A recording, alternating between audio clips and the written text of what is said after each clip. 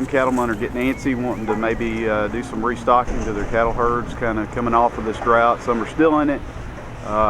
You've got some good strategies to advise producers. What are some of the topics that you're going to hit on today and advise cattlemen? Well, a couple of things. Start out with, we're going to talk about how we got into this, and drought's not the only reason we've got into this. If you go back and look at the cattle cycles, the cattle inventory numbers, clear back to 1975, that's where we peaked. 1975, we had 135 million head of cattle and calves in this country. Last Friday, the most recent report came out and said basically we've got about just under 90 million now. So when you start talking about the reduction there, and think about that time frame, over 35, 40 years, how many droughts did we have in that time frame? And there was a lot of them. And as I point out to a lot of people, there's other reasons why we've been reducing the cow herd, and a lot of it has to do with limited resources or competition for our resources, and the fact that the investment cost to run a cow has gotten so expensive now. Go out and try to buy an acre of land or 30 acres in my country to run a cow on, and you're talking about huge investment dollars. And then couple that with the fact that the prices really haven't been that great up until the last 4 or 5 years. So as I point out to other people, once you get past all those reasons and you influence a drought now, all the drought does is push the gas pedal down even harder. So all these other factors took us to the edge of the cliff, and the drought pushed us over. So now we've got a long way to go to come back.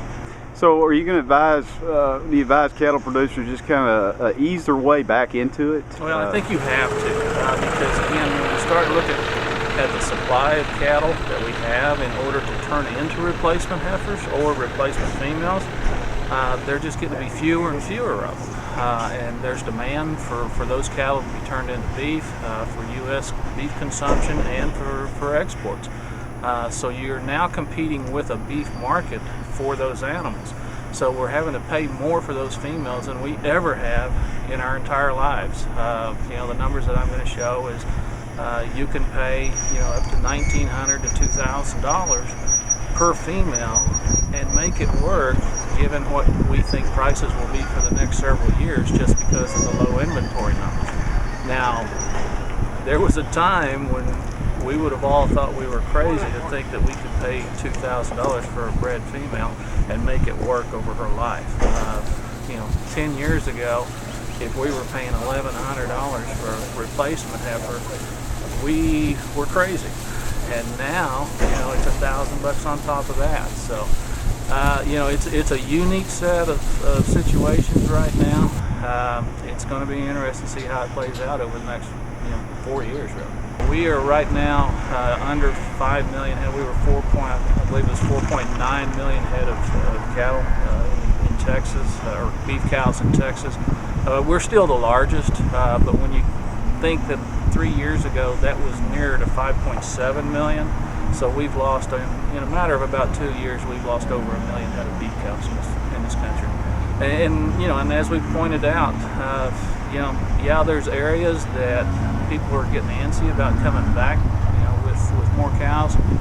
But there's also areas in the state that's a long ways from people's thinking, because we've still got a long ways to go. There's areas of Texas that's still in a major drought that's not got out of it yet. Pencil the numbers. If somebody's really looking at it, pencil the numbers. I've got a spreadsheet available. It's on my website. You can download it for free. Use your own numbers, but darn sure be able to justify it to yourself. And if you got to borrow the money, obviously you got to justify it to a lender too. So things to be aware of. Those tools that you were talking about on the web, what's that web address? agrisk.tamu.edu, and they can do a search for my name and it should come up.